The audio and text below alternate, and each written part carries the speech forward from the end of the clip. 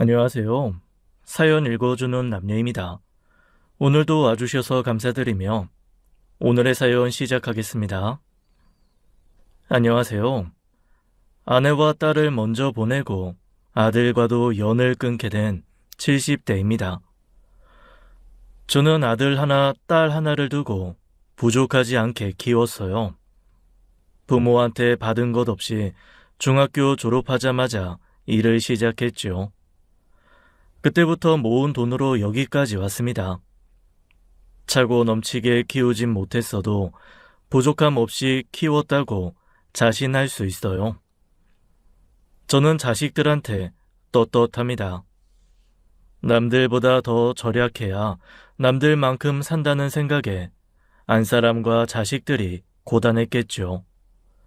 하지만 덕분에 자가도 있고 아들 결혼할 때 집 사라고 돈도 보탰어요.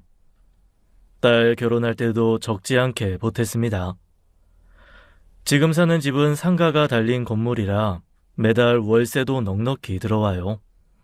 노후 준비도 되어 있습니다. 늙어서 자식들한테 손을 벌리거나 아프다고 매달릴 일 없어야 한다고 생각했어요. 그래서 정년까지 정말 열심히 일했죠. 얼마 전까지도 시니어를 대상으로 아르바이트를 했습니다. 자식을 키우는 일은 죽기 전에 검사받는 숙제라고 하더군요. 이만하면 충분히 부모로서 할 만큼 했다고 생각했는데 그게 아니었어요. 인생도 자식도 제 뜻대로 되는 것이 없었습니다. 자식들은 연년생으로 아들과 딸 모두 차별 없이 귀하게 키웠습니다.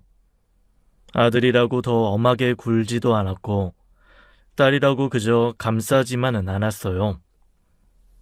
결혼할 때도 누구 하나 서운하지 않게 똑같이 챙겨서 보냈습니다. 딸 결혼할 때 아들이 혹시 서운해할까봐 애들을 다 불러서 이야기했어요. 나는 아들이라고 더 주는 법도 없고 딸이라고 덜 주는 법도 없다. 승현이, 승주 너희가 잘 알 것이야. 내가 너희를 아들이라고 딸이라고 편애하거나 차별한 적이 없다는 거 말이다.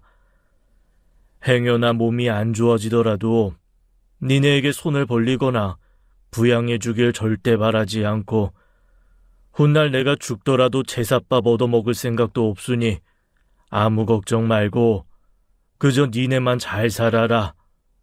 그거면 된다. 며느리나 사위 속마음까지는 모르겠지만 자식들은 제 뜻을 순순히 잘 따라주었어요. 딸은 혼자 남은 제가 신경이 쓰였는지 혹시 마음에 드는 할머니라도 있으면 만나보라고 하더군요. 딸은 원래 그런 쪽으로 굉장히 엄격했습니다. 혹시 제가 밥 차려줄 사람, 집안일 할 사람이 필요해 세 사람을 드릴까봐 그 어린 나이에 집안일을 도맡아 했어요. 안사람 없이 혼자 자식들을 키우는 일이 쉽지 않았지만 누굴 만날 여력도 없었죠. 그런데도 딸은 내 곁에 누가 들어올까봐 경계했습니다. 그래서 딸은 결혼도 조금 늦어졌어요. 그러던 딸이 나를 혼자 두고 가는 게 미안했는지 그런 말을 하길래 됐다고 웃었죠. 나이가 몇이 되어도 그저 애 같다고 생각했는데 그런 말을 하니 좀 철이 들었나 싶기도 했습니다. 그렇게 결혼을 시키고 나서 저는 혼자서도 잘 살았어요. 매일 아침 집 근처 공원에 가면 저 같은 노인들이 참 많습니다. 같이 운동하고 이야기 나누다 보면 오전이 금방 가요. 이제 남은 시간은 전에 없던 여유를 누리며 천천히 마누라 찾아가야겠다고 생각했죠. 그런데 어느 날 상상도 못한 일이 벌어진 겁니다. 아버지, 놀라지 말고 들으세요. 승주가 교통사고 났는데요. 근데 제가 왔을 땐 이미... 아들의 말을 듣고 말 그대로 까무러쳤습니다. 오전 산책길에 받은 전화였어요. 다행히 곁에 사람들이 있어서 망정이지 혼자 집에서 전화를 받았다면 아들은 줄초상을 치를 뻔했죠. 솔직히 그때 차라리 딸과 같이 갔으면 하는 마음도 들었습니다. 설마 자식이 나를 앞서 가리라고는 상상도 못했죠. 눈에 넣어도 안 아플 자식이라고들 하지 않습니까? 누군가 저와 딸의 목숨 중 하나를 택하라면 저는 주저없이 딸의 목숨을 택할 겁니다. 저라고 왜 더 살고 싶지 않겠습니까? 가는 날만 기다리며 산다지만 살면서 누릴 수 있는 것이 얼마나 많은데요. 전란에 태어나 배를 굽는 게 당연한 시대를 지나 지금까지 얼마나 많은 일을 겪었습니까? 앞으로도 더 발전한 시대를 볼 수 있을 텐데 그게 왜 아쉽지 않겠어요? 하지만 자식의 목숨을 두고 협상이 가능하다면 저는 1초도 망설이지 않았을 겁니다. 그런데 그런 협상의 여지도 없이 딸과 사위는 한날 한시에 가버렸습니다. 아들은 딸과 사위의 시신이 너무 망가져서 마지막까지 보지 못하게 했어요. 손녀 생일을 기념해 강원도 여행을 다녀오는 길에 졸음운전 트럭에 부딪혀 차가 산길에서 굴렀답니다. 형체도 알아보기 어려울 만큼 자체가 망가졌는데 그 사이에서 손녀가 기적적으로 살아남은 거예요. 장례를 마치고 손녀 손을 잡고 그랬습니다. 승주랑 애비가 살렸구나. 엄마 아빠가 너를 살렸어. 하지만 졸지에 고아가 된 손녀는 어쩌겠습니까? 제 욕심으로는 제가 데리고 있고 싶었지만 여건이 그렇게 되지 않았어요. 나이 70이 넘어서 어떻게 초등학생 손녀를 키울 수 있겠습니까? 저 자랄 때처럼 그저 먹이는 것만으로는 안 되는 시대라는 걸 저도 잘 압니다. 학원도 보내야 하고 재능에 맞춰 가르쳐야 한다는데 제가 뭘 알겠습니까? 자식들을 키울 때도 그런 부분은 돌아가신 형수 도움을 많이 받았어요. 사돈도 형편이 마찬가지라 손녀를 키울 여력이 없었고 그나마 고모가 있긴 했지만 조카를 데려가긴 어려웠죠. 어쩌나 하다가 결국 제가 손녀를 집으로 데리고 오게 되었어요. 더군다나 손녀가 딸을 너무 많이 닮아 누구에게 보내기도 어려웠습니다. 사돈 쪽으로 보내면 죽는 날까지 딸을 그리워하듯 손녀도 그리워하게 될 것 같았어요. 아들 내외에게 부탁하는 것도 염치가 없었습니다. 그래서 어쩔 수 없이 조금만 기다려달라며 고모 쪽 연락을 기다리고 있었죠. 어르신, 아무래도 저도 어려울 것 같아요. 마음 같아선 서연이 제가 데려오고 싶은데 아시다시피 저희도 아이가 셋이나 있다 보니 쉽지 않네요. 아이 고모는 어떻게든 아이를 키우고 싶어 했어요. 그 남매 사이가 유별나게 좋았던 것으로 알고 있습니다. 사돈도 우리와 형편이 비슷한데 그쪽은 지금 안사돈이 제가 해서 들어왔죠. 그래서 남매가 어릴 때부터 서로 의지하며 자랐다고 해요. 그러니 오빠 자식인 손녀를 데려가고 싶은 마음이 없었겠습니까마는 애 셋에 하나를 더 얻는 건 무리였겠죠.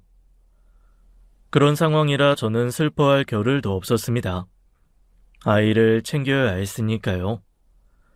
딸이 살던 집은 손녀의 고모가 다 정리했어요.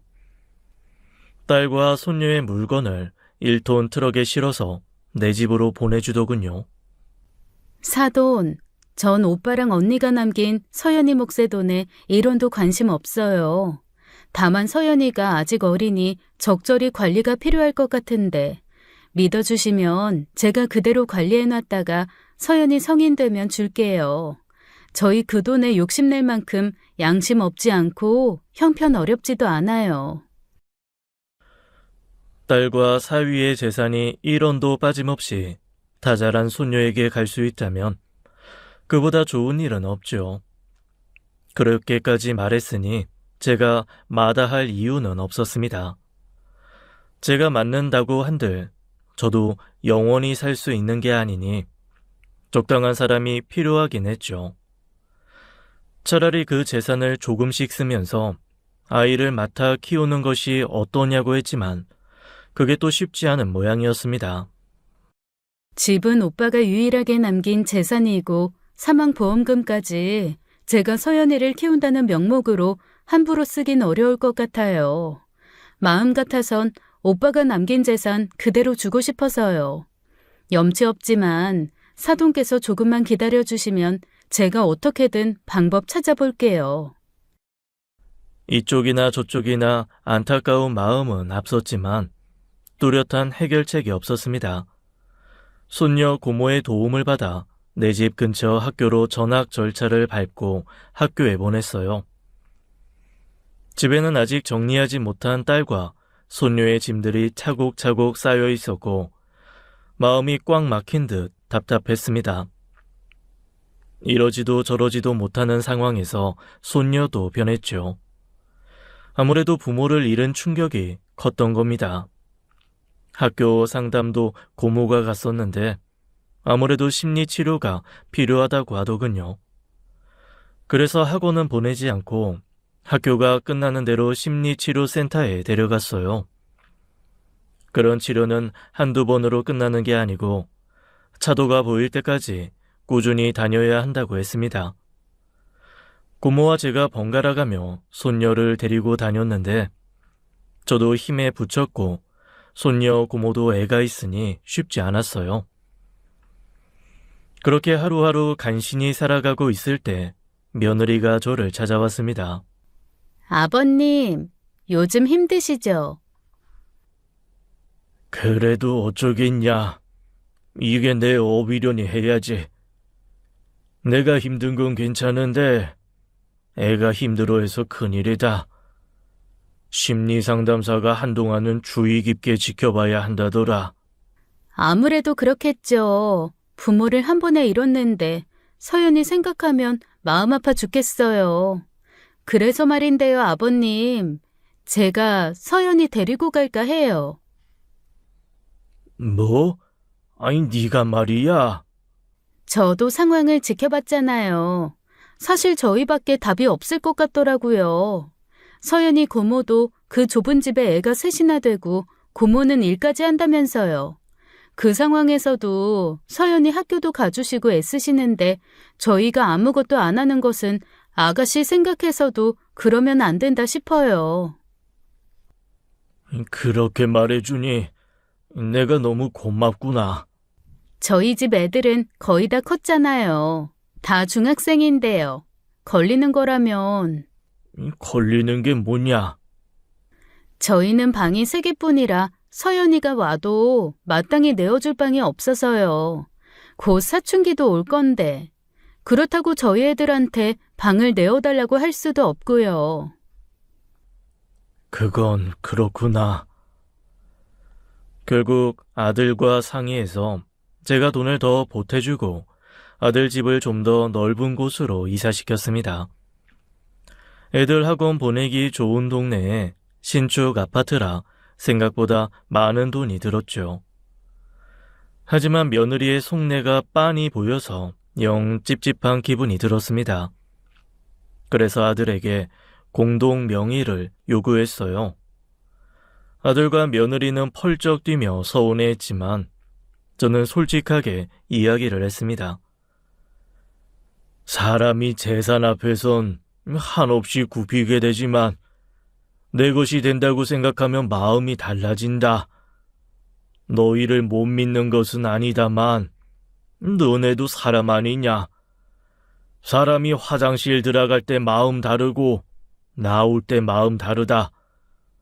어차피 너희가 서연이만 잘 키워주면 그대로 너희가 가져갈 몫이니 이 정도는 늙은이 노파심이라 생각하고 감수했으면 한다. 이렇게까지 말했으니 저들이 어쩌겠습니까? 어쨌든 당장 좋은 동네에 원하던 집을 얻었으니 양심껏 손녀를 잘 봐주길 바랄 수밖에 없죠. 사실 딸이 그렇게 됐을 때 아들이 장래에 신경을 쓰긴 했지만 못내 서운한 점도 있었습니다. 한 번도 아들에게 그런 욕심을 가져본 적은 없었지만 내심 며칠만이라도 손녀를 데리고 있어줬으면 했죠. 손녀 고모처럼 남매 간의 우애가 특별하지 않아서인지 아들이 조카에게 큰 애정은 없었어요. 며느리에게는 더 어려운 일이었겠죠. 그래서 아무 말도 하지 못한 겁니다. 서운한 마음은 제 것이고 그 아이들이 잘못한 것은 없으니까요. 하지만 다른 속내를 가지고서라도 손녀를 맡아주겠다고 한 것은 고마운 일이었습니다. 어쨌든 제가 할 수 없는 일이면 돈이라도 쥐어주고 맡아줄 수 있다면 감사한 일이죠. 손녀 고모에게도 그런 제안을 해볼까 했지만 거절할 것 같아 입도 떼지 못했습니다. 사위 재산도 한 푼 건드리지 않고 가지고 있을 거라고 하니 제 돈이라고 받겠습니까? 서연아, 앞으로는 외삼촌 외숙모랑 살아야 한다. 할아버지는 힘이 없어. 이 서연이 병원이랑 학원 데려다 주기도 어려워서 그래. 외삼촌 집에 언니들도 있으니까 더 재미있을 거다. 제가 그렇게 물었을 때 아이는 답이 없었습니다. 말을 전혀 하지 않는 건 아니었지만 내키지 않으면 목소리 듣기가 어려웠어요. 저랑 살면서 편하지 않았겠지만 또래가 있는 아들 집이 더 나을 거라고 생각한 제가 바보였죠. 그때 아이가 원하지 않는다는 걸 알았더라면 어떻게든 제가 그냥 데리고 있었어야 했습니다. 아들 내외의 집이 그리 멀지 않아 한 달에 2-3번은 꼭 찾아갔습니다. 전에는 없던 일이었지요. 아들이 먼저 찾지 않으면 아들 집에 가는 일이 없었는데 손녀가 잘 있나 싶어 가봐야 했어요. 제 지분이 반이었으니 그럴 자격이 있다고 생각하며 뻔뻔한 얼굴로 갔지만 눈치가 안 보일 수는 없었습니다. 그래서 절충한 것이 한 달에 1-2번이었죠. 아들 밑으로 있는 자식들도 다 손녀인데 연년생의 중학생들이었습니다. 어릴 때는 제 앞에서 재롱도 부리고 예쁜 짓도 했지만 이제는 나이가 들어서인지 대면대면 하더군요. 제가 가면 겨우 인사만 하고 제 방에 들어가 버려 얼굴도 보기 어려웠습니다. 딸 손녀인 서연이도 다르지 않았어요. 제가 와도 고개만 까딱하고 인사할 뿐 제 방에 틀어박혀 나오지 않았지요. 그래도 또래 언니들이 함께 있고 아들 내외의 보살핌을 받다 보면 빠르게 회복될 줄 알았습니다. 그런데 몇 달이 지나도 아이가 크게 달라지지 않더군요. 제 부모 밑에서 어땠는지는 완벽히 알 수 없지만 가끔 딸 부부와 함께 왔던 서연이를 생각하면 지금 상황이 썩 좋지는 않다는 것만은 확실했습니다. 서연이 병원에서는 뭐라든 아직 차도가 없는 거야. 아유, 아버님, 그게 그렇게 쉽게 치료가 되고 그러는 게 아니에요. 몸에 난 상처처럼 약만 바른다고 나으면 얼마나 좋아요. 서연이는 아무래도 아가씨랑 같은 사고를 겪었잖아요. 기억은 안 난다고 하지만 그 사고로 부모를 둘 다 잃었으니 오죽하겠어요. 어렵구나. 어려워. 그래도 얼른 훌훌 털어버려야 자기한테도 좋을 텐데. 제가 치료도 꾸준히 데려가고 있고 우리 애들도 잘 챙기고 있으니까 아버님 너무 걱정하지 마세요. 며느리 말로는 집에서는 별다른 내색 없이 방에 있는 시간이 많지만 학교에서는 다르다고 하더군요. 활동적인 아이는 아니지만 친구도 있고 공부도 곧잘 한다고요. 문제가 생기면 바로 며느리에게 연락 달라고 해서 관리하고 있다고 하니 마음이 좀 놓였습니다. 제가 보는 것보다야 훨씬 나을 테니까요. 아들 집에서 하룻밤 머물고 다음날 집으로 가는 길에 손녀를 학교에 데려다 줬습니다. 가는 내내 아무 말도 없던 손녀가 학교에 도착해서 한참 동안 내리지 않고 교문만 바라보고 있더군요. 서연아, 많이 힘드냐? 할아버지, 저 그냥 할아버지랑 살면 안 돼요? 어? 아이 왜? 외삼촌 집에서 사는 게 싫어? 그냥요. 그냥이 어딨어? 무슨 일이 있어? 아니요. 그냥요. 감사합니다. 안녕히 가세요. 그리고는 차에서 내려 제가 몰아 붙잡기도 전에 훌쩍 가버리더군요. 지금 생각해보면 그게 어떤 신호였지요. 그런데 제가 늙어서 그런지 그때는 그게 이상하다는 생각을 못했어요. 그저 적응 못해서 그러겠거니 여러 가지로 힘든데 복작복작한 집에서 살다 보니 그러겠거니 한 것이지요. 그래도 마음이 쓰여 자주 연락했는데 뭔가 이상하다고 느끼기 시작한 건 반년쯤 지났을 때였습니다. 그날도 어김없이 아들 집에서 하룻밤을 보내는 날이었죠. 제가 와 있는 걸 미처 알지 못한 큰 손녀의 날선 목소리가 들려왔습니다. 아, 진짜 짜증나. 됐어. 우리 집 은따 시켜서 가지고 오라고 하면 돼. 아, 우리 집 은따? 내가 하라면 해야지. 남의 집에 빌붙어 사는 주제에 싫다면 어쩔 건데? 잠깐만. 야, 정서연. 내 거 아이패드 과학학원 상담실에 두고 왔거든? 가서 가져와. 할아버지, 오셨어요? 워낙 빠른 목소리라 무슨 말을 하는 건지 제대로 이해하지는 못했지만 남의 집에 빌붙어 사는 주제에 라는 말은 분명히 들었습니다. 아들 집이 현관에서부터 긴 복도를 두고 여러 개의 방이 있고 그 후에야 거실이 나오는 구조입니다. 저를 미처 발견하기도 전에 그런 소리를 한 것이지요. 그런데도 큰 손녀가 서연이한테 하는 말이 맞는지 어리둥절했어요. 하지만 곰곰이 생각해보니 서연이한테 하는 말이 아니면 누구한테 하는 말인가 싶어 혼란스러워졌지요. 그러는 사이 방 안에 있던 딸 손녀가 나와 현관으로 향했습니다. 그걸 보고는 큰 손녀가 다시 딸 손녀를 향해 말을 했죠. 야, 잠깐만. 됐어. 내가 갈게. 그리고는 뒤도 돌아보지 않고 다시 밖으로 나가버렸습니다. 딸 손녀는 다시 방 안으로 들어갔는데 그 모습이 영 익숙해 보였어요.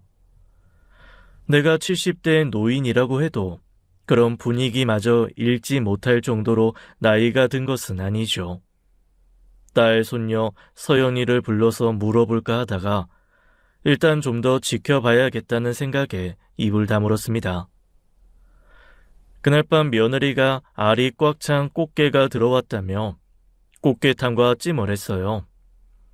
이과 시원찮아 꽃게는 제대로 먹기 힘들어 시원한 국물로 밥을 먹고 있었는데 서연이는 꽃게에 손도 안 대더군요. 그래서 제가 꽃게 한 마리를 집어다 서연이 앞에 내어줬는데 서연이는 저만 쳐다보고 있었습니다. 얼른 먹어라. 왜 그렇게 시원찮게 먹어?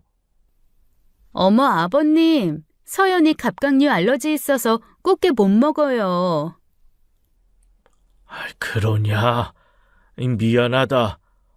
그러면 아예 못 먹는 거야? 그럼요. 먹으면 큰일 나요.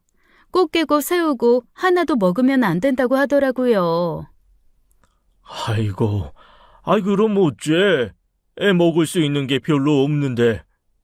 오늘 아버님 오신다고 제가 아버님 입맛에 맞추다 보니 서연이 먹을 걸 신경을 못 썼네요.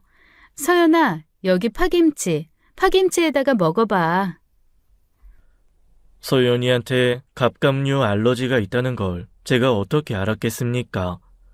그래도 그렇지 꽃게탕과 찜 말고는 냉장고에 있던 밑반찬들 뿐이라 아이가 먹을 건 없었어요. 달걀 부침이라도 해서 내어줄까 싶었지만 애를 맡긴 상황에서 며느리한테 이것저것 요구하기가 어려웠죠. 다음부터는 나 신경 쓰지 말고 애들 먹을 걸로 해라. 그러니 제가 할 수 있는 말은 고작 그 정도밖에 되지 않았죠. 저도 꽃게 한 마리를 못 먹었습니다. 이가 성할 때야 꽃게 없어서 못 먹었지 지금은 꽃게 살 발라 먹는 게 더 귀찮기만 하죠. 아들네가 맛있게 먹었으니 됐다 싶지만 밥을 시원찮게 먹는 서연이가 영 마음에 걸리더군요. 그래서 밤에 애들 좋아한다는 치킨이나 시켜줄까 넌지시 물었는데 며느리가 펄쩍 뛰었습니다. 그 시간에 먹어봤자 좋을 거 하나 없고 밥도 먹었는데 굳이 그럴 필요 없다면서요. 아들, 손녀들이야 꽃게 원 없이 먹었지만 서연이는 고작 밥 한 공기에 김치에다 먹은 게 전부였거든요. 영 마음에 걸려 서연이한테 용돈을 쥐어줬습니다. 그러면서 아들, 손주들에게도 용돈을 주었죠.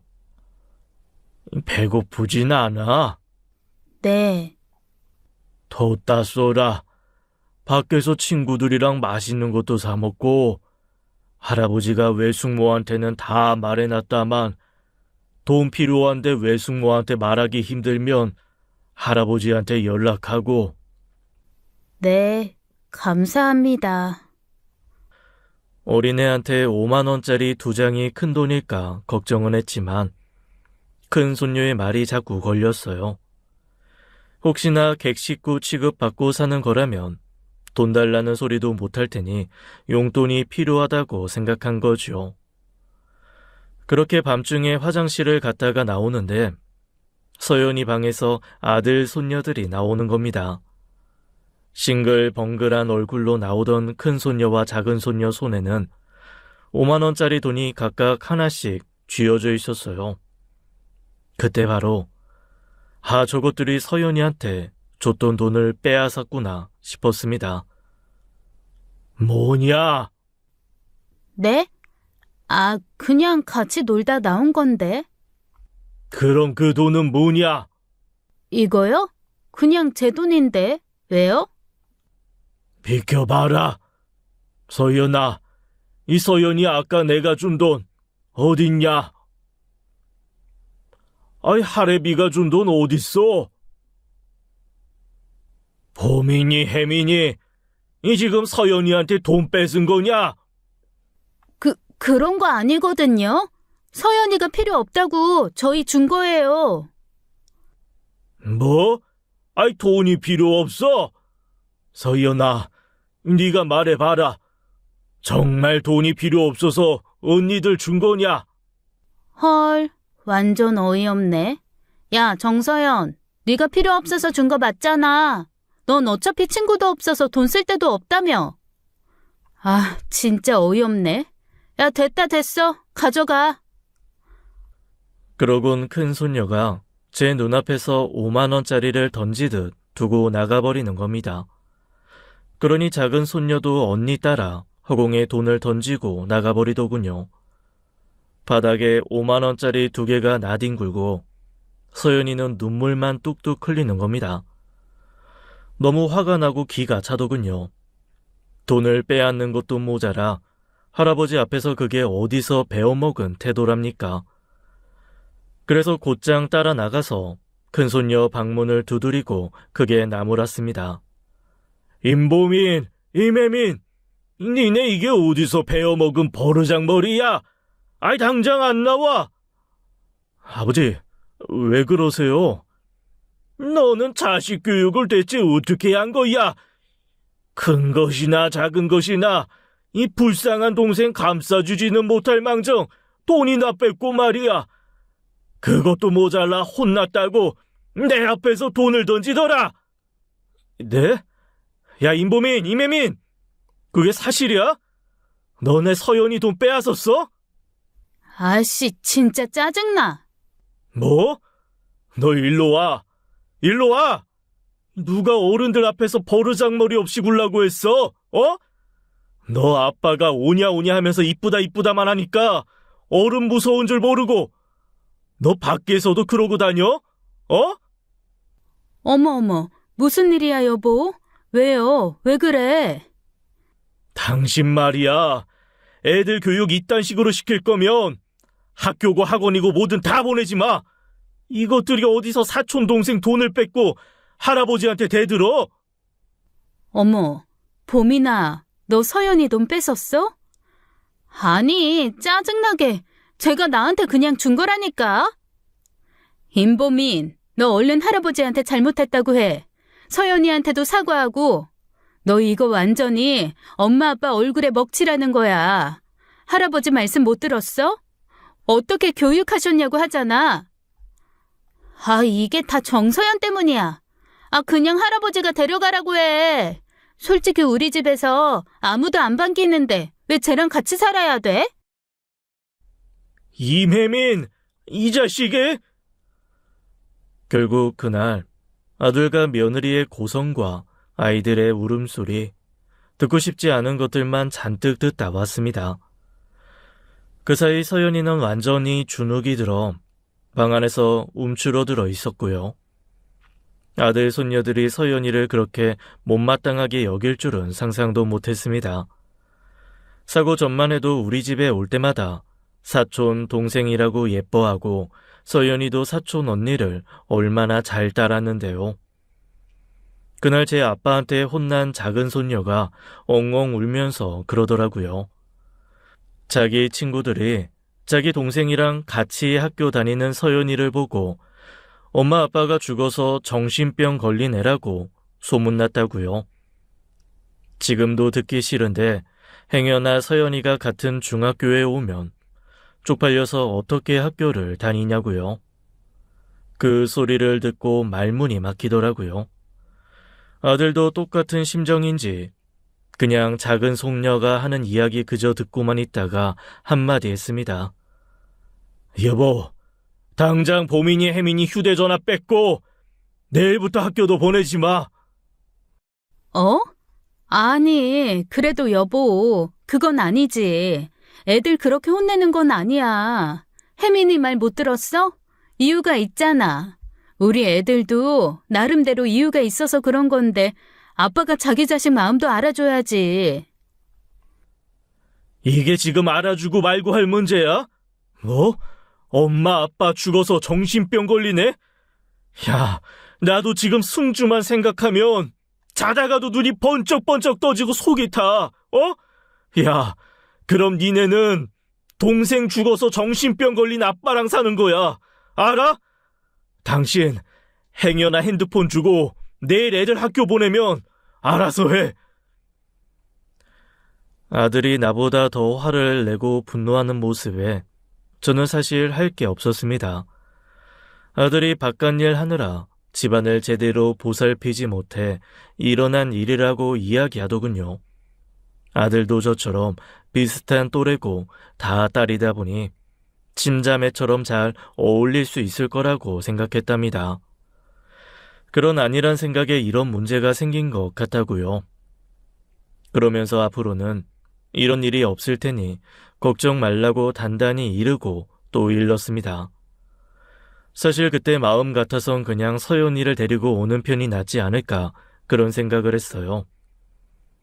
그냥 애들 싸움 이겠거니 하고 넘어가려고 했던 것이 제 불찰이었습니다. 어느 날 서연이 고모한테 연락이 왔습니다. 서연이를 데리고 있었을 때는 줄곧 연락을 주고받았었는데 따로 살면서부터 꽤 오랜만에 연락이었죠.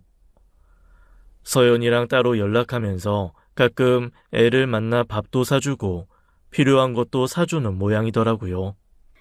어르신, 잘 지내시죠? 나야 늘 잘 있지. 무탈하고. 예, 저도 뭐. 저기 어르신, 제가 서연이 맡겨놓고 이런 말씀 드리기 너무 죄송한데 지난주에 서연이 만났는데요. 애가 너무 말랐어요. 볼 때마다 너무 마른 것 같아서 물어보니 밥도 제대로 못 먹는 것 같아서요. 그래. 서연이가 좀 마른 편이긴 하지. 평소에도 뭘 잘 못 먹나 봐. 며느리한테 물어보니 입이 짧아 그런 것 같다는데, 뭘 해줘도 잘 안 먹는데. 아, 그래요? 아무튼 신경 좀 더 써주세요. 이런 부탁드려 너무 죄송해요. 저도 이런 말씀 드려도 되나 하고 매일 고민했는데 애가 예전보다 더 활기도 없어지고 서연이 성격도 많이 변했더라고요. 어제도 제가 서연이 좋아하는 새우 사다가 볶아줬는데 며칠을 굶은 애처럼 먹어서 너무 마음이 아프더라고요. 새우. 아이고, 사돈. 서연이 새우 먹으면 안 되는데. 네?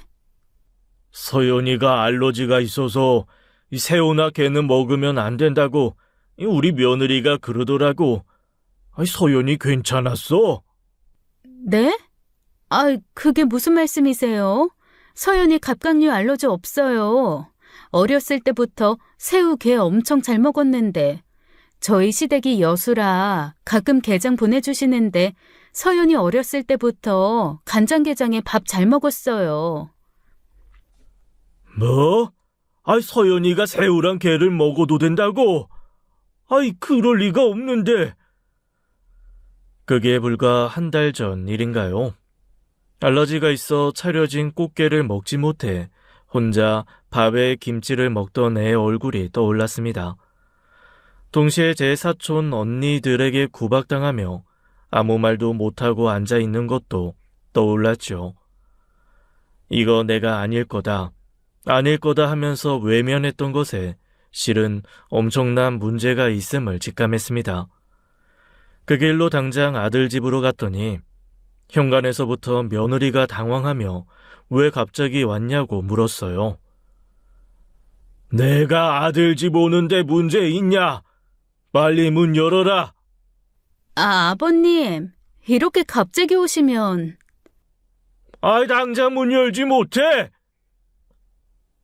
전에 없이 화를 내며 현관 입구에서부터 윽박지르니 문을 열기는 열더군요.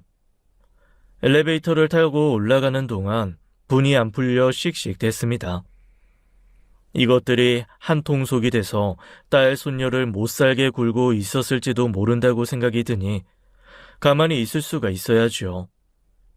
문을 열고 들어가서 당장에 쏘아붙일 생각이었지만 애의 고모 말이 생각나서 애부터 찾았습니다.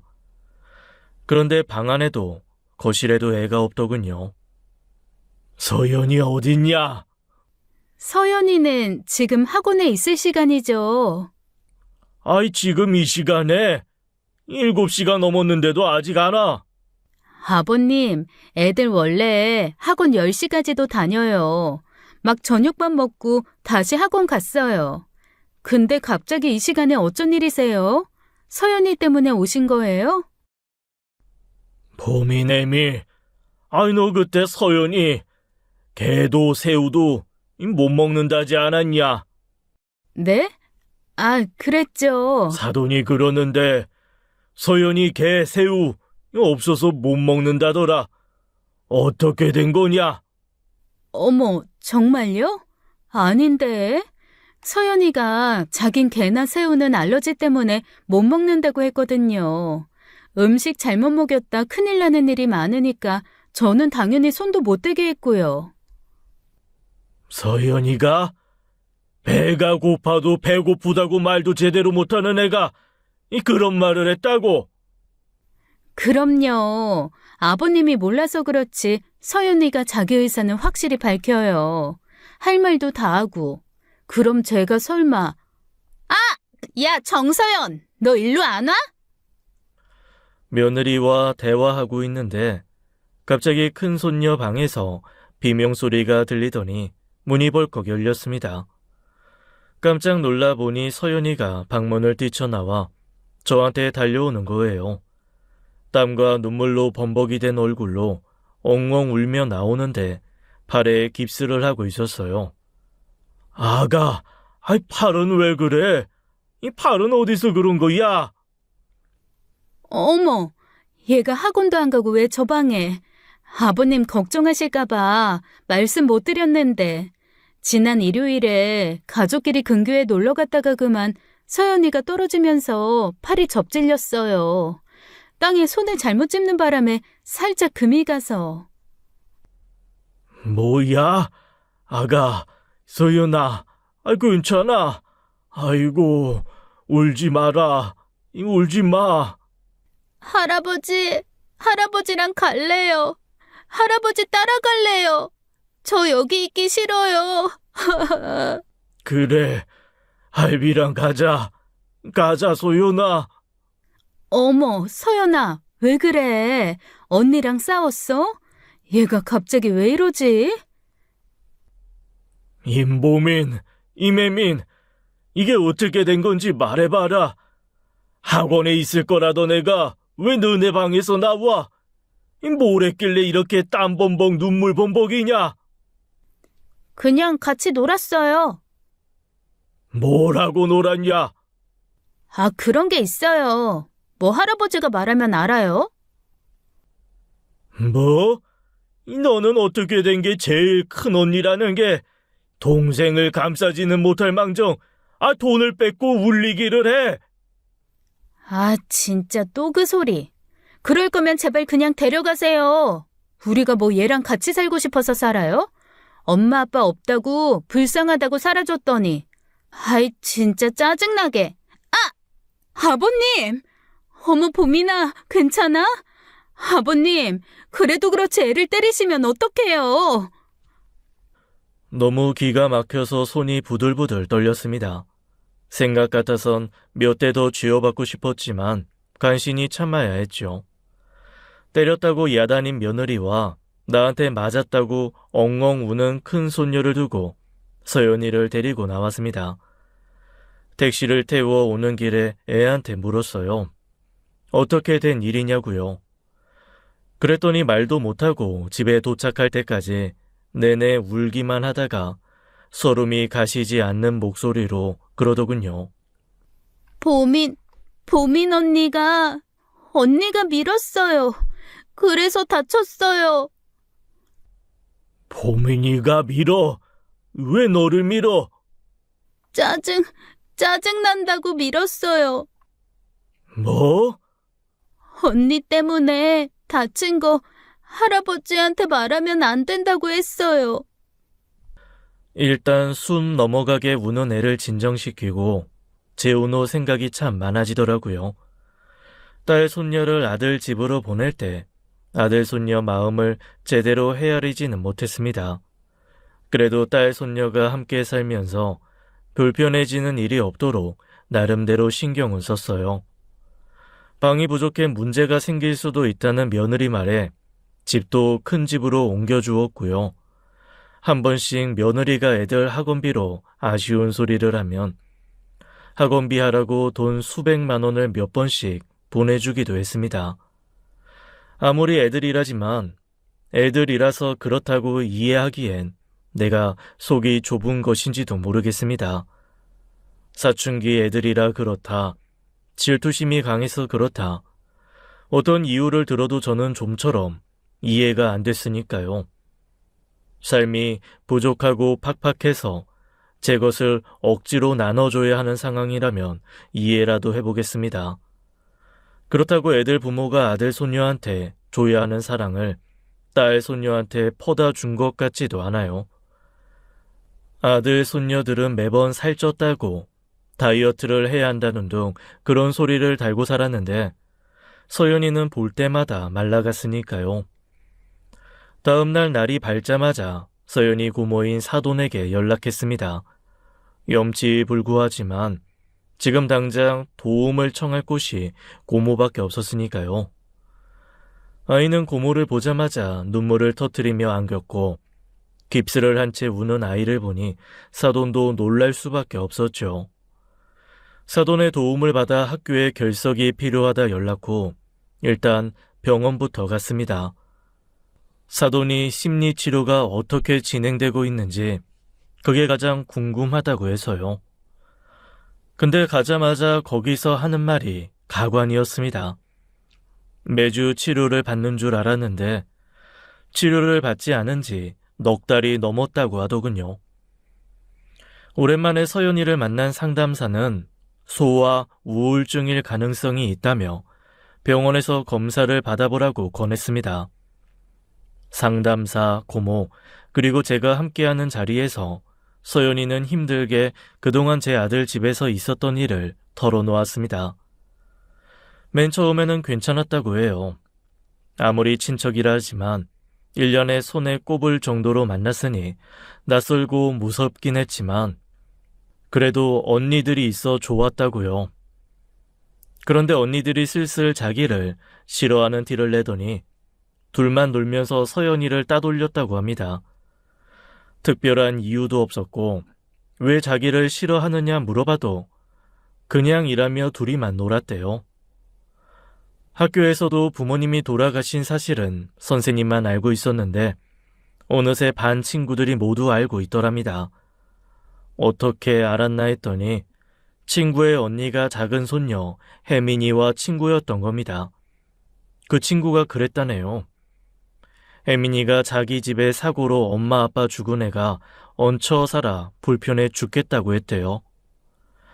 그 말을 듣고 나서는 집에서 말하기도 어렵고 자꾸 눈치가 보였다고 합니다. 그래요. 애들은 그럴 수 있다 칩니다. 제가 더 놀라고 기가 막혔던 것은 아들 며느리의 태도였습니다. 외삼촌은 처음부터 서연이에게 큰 관심이 없었고 집에서 함께 있는 시간도 거의 없었다고 해요.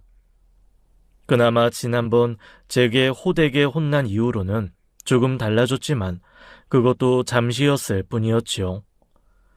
그나마 다행인 건 외삼촌이 있을 때는 덜하다는 거였답니다.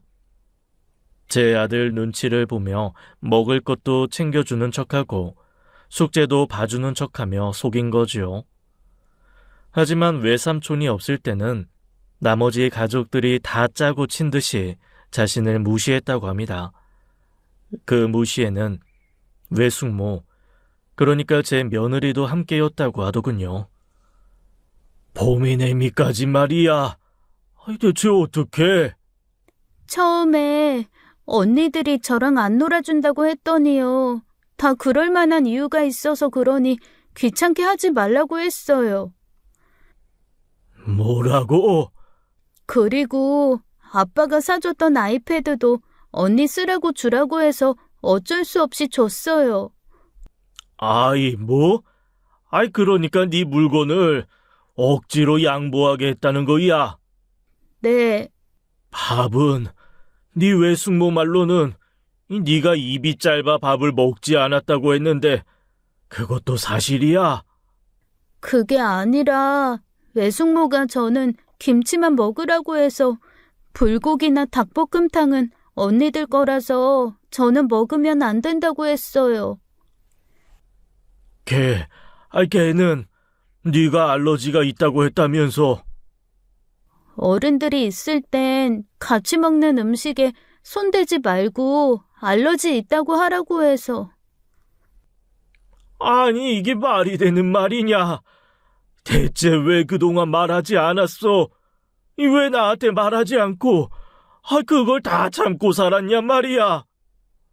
외숙모가 할아버지는 어차피 저 데려가기 힘들어서 할아버지가 알게 되면 보육원에 가야 한다고 했어요. 아니야, 서연아, 울지 마.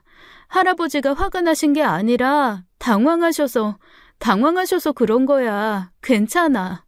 할아버지, 저 보육원 가야 돼요? 보육원 가기 싫어요. 제발 보육원엔 보내지 말아주세요. 손녀가 그렇게 울부짖으며 말하는데 정말 가슴이 미어지다 못해 찢어지는 것 같았습니다. 어떻게 사람의 탈을 쓰고 이 작고 어린 아이한테 그런 짓을 할 수 있단 말입니까? 그것도 남도 아니고 제 가족과 다름없는 아이한테요. 잘 봐달라고 재산도 더 넘겨주겠다며 부탁한 건데 나를 얼마나 우습게 봤으면 이런 짓을 했겠습니까? 영원히 숨길 수 있을 거라고 생각했을까요? 그날은 사돈이 서연이를 데려가 재우겠다고 해서 보냈습니다. 그리고 다음 날 사돈이 다시 나를 찾아와서 이렇게 말했죠. 어르신께는 죄송한 말이지만 전 이 일 그냥 넘어가기 힘들 것 같아요. 어젯밤 혹시 몰라서 서연이 몸 살폈는데 여기저기 멍든 흔적이 많아요. 저는 이 문제 꼭 짚고 넘어가야 한다고 생각합니다. 멍이라니. 그럼 맞기라도 했다는 거야? 서연이 말로는 어른들이 한 짓 같진 않고 애들이 그런 것 같아요. 근데 제 입으로 말하기도 어려운데 애들이 서연이 때린 것도 다 외숙모가 시켜서 한 거더라고요. 아이, 그건 또 무슨 말이야? 애들 엄마가 시켰다는 거야? 아무래도 자기가 손대긴 힘드니 아이들 시켜서 그런 거 아닌가 싶어요. 저는 이 일 경찰에 알려야 한다고 생각합니다. 사돈은 며느리를 아동학대로 경찰에 신고하겠다고 했습니다. 허락을 구한 건 아니었지만 그래도 제 가족이 얽힌 일이니 알려야 할 것 같다고 했죠. 그 단호한 표정과 목소리에 저는 뭐라 할 말이 없었습니다. 조사가 더 필요하겠지만 서연이가 거짓말을 하는 것 같지는 않았어요. 더군다나 아들 손녀들이 서연이를 적대시하며 차별하는 것도 보지 않았습니까? 그러니 차마 막을 수도 없었고 저 역시 그게 필요하다고 생각했습니다. 사돈 못지않게 저도 무척 화가 났으니까요. 화가 났다는 말로는 내 감정을 다 표현하기 어려울 정도였습니다. 나도 머지않아 저 세상에 가서 내 딸을 볼 텐데 무슨 낯으로 딸을 보겠습니까? 딸이 남긴 아이가 내 마지막 숙제라고 생각하며 부모 그늘 없이도 바르게 자라는 것을 보고 가겠다고 다짐했는데요.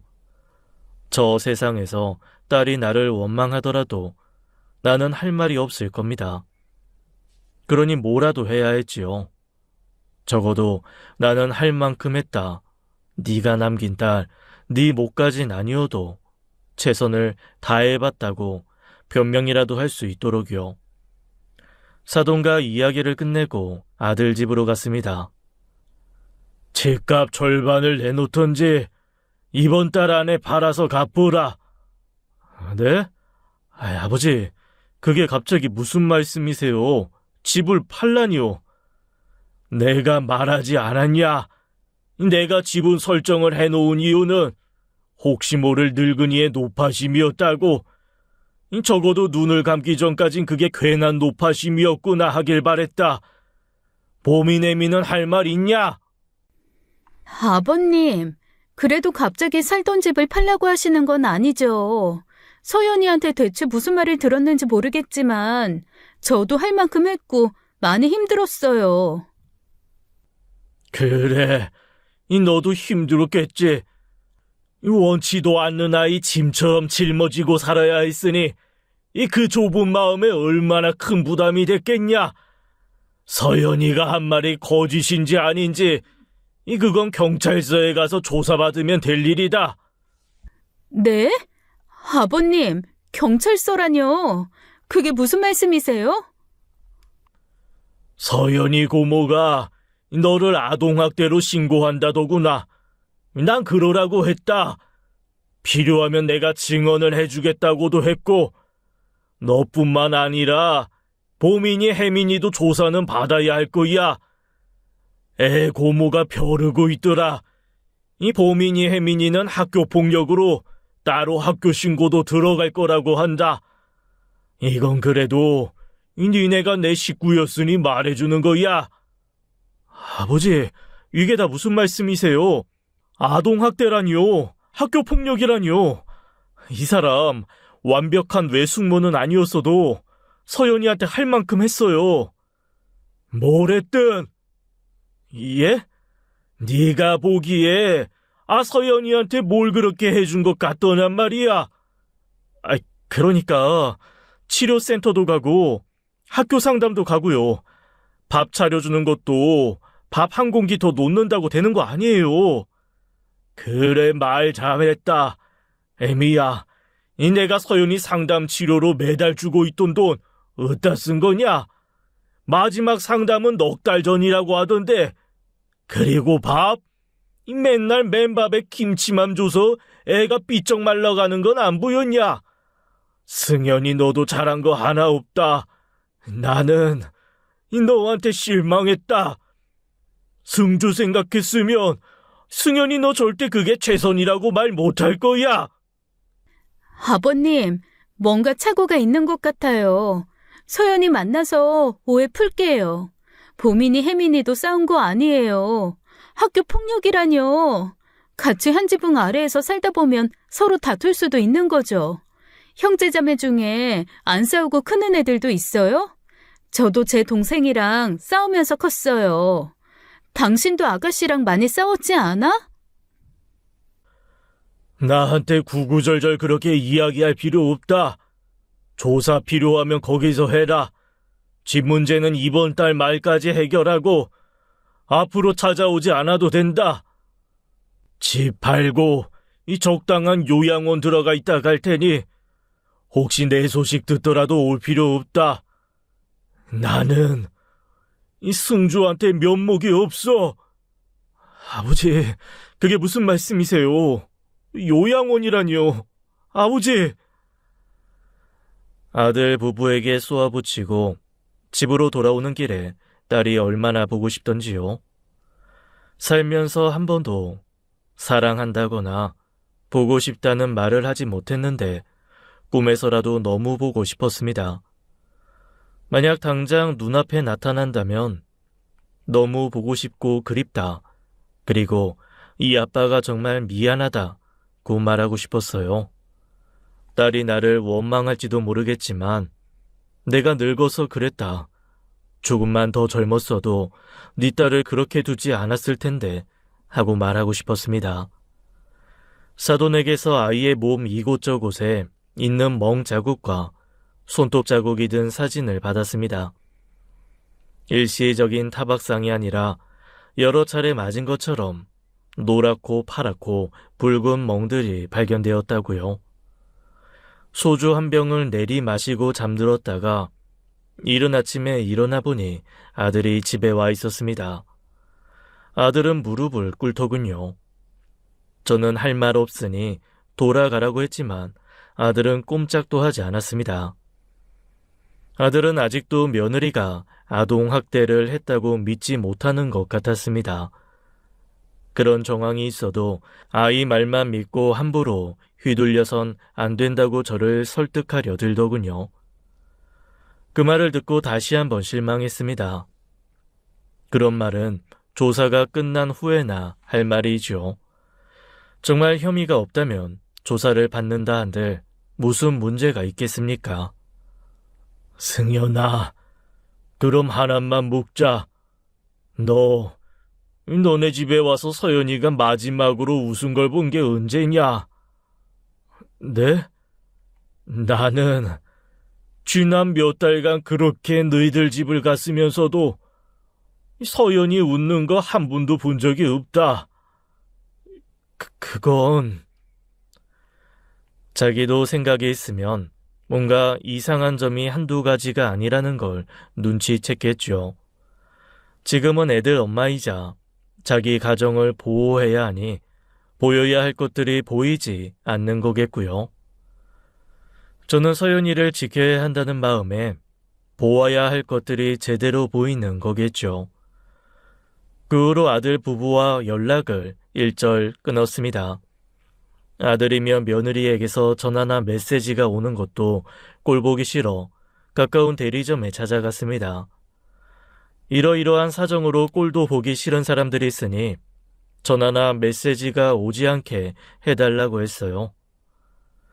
서연이는 사돈인 고모에게 맡기기로 했습니다. 정말 간곡히 부탁했습니다. 간절한 마음이 앞서다 보니 이 늙은 나이에 주책맞게 눈물이 나더군요. 아이를 제대로 책임지지 못한 미안한 마음이 딸 부부뿐만 아니라 여기저기로 향했습니다. 서연이에게는 말할 것도 없지요. 처음부터 다른 욕심을 보였던 며느리에게 아이를 맡길 것이 아니었어요. 형편이 어렵더라도 기다려달라는 고모에게 맡겼어야 했습니다. 형편이 크게 달라진 건 없었지만 아이 앞으로 물려줄 재산을 맡길 테니 그걸로 서연이를 봐달라고 했습니다. 아무래도 외숙모보다는 고모가 낫겠죠. 아이가 말라가도 관심조차 없던 그 천하의 몹쓸 아들 부부보다는 한 번씩 아이를 살피고 염려해준 고모가 낫겠지요.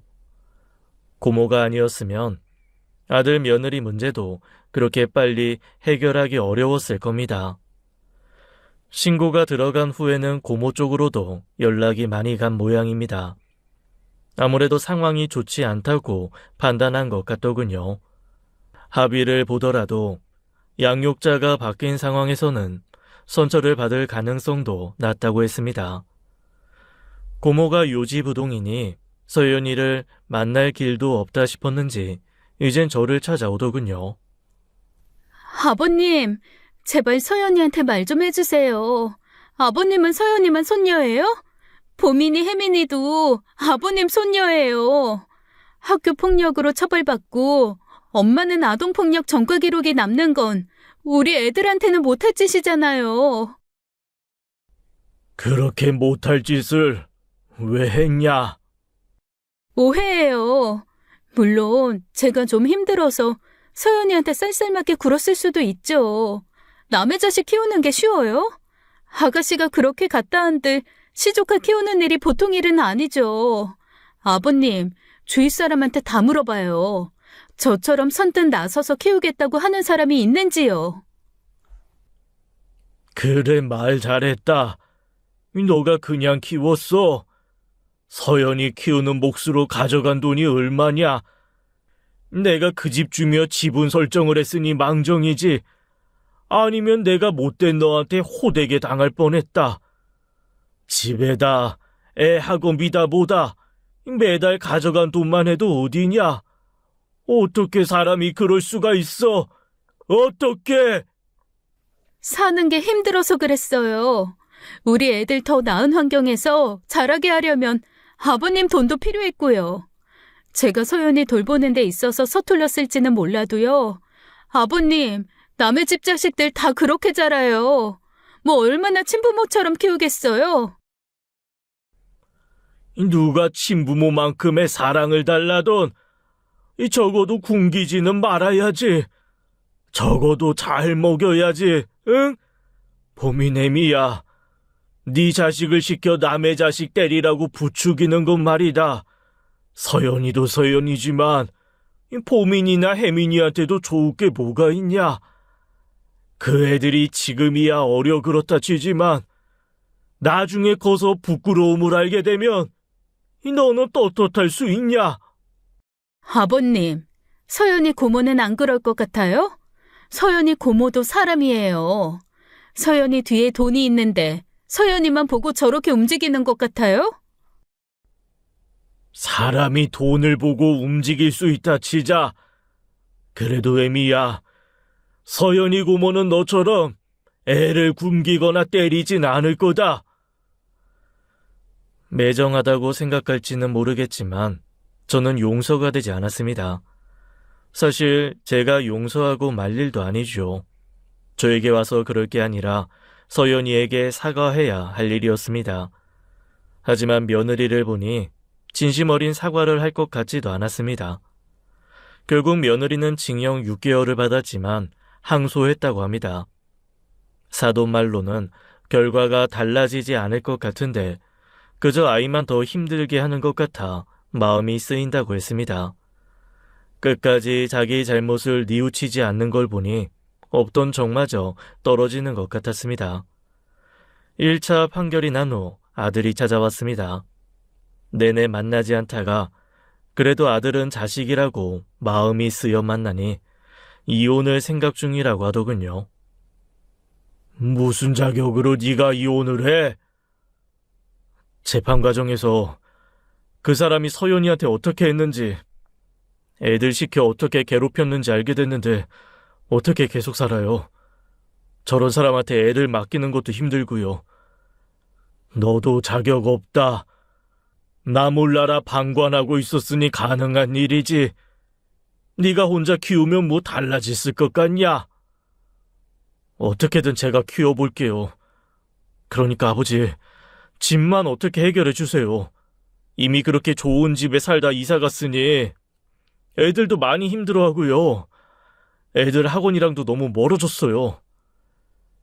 그거야 네 능력이 거기까지밖에 안 되니 그런 거지.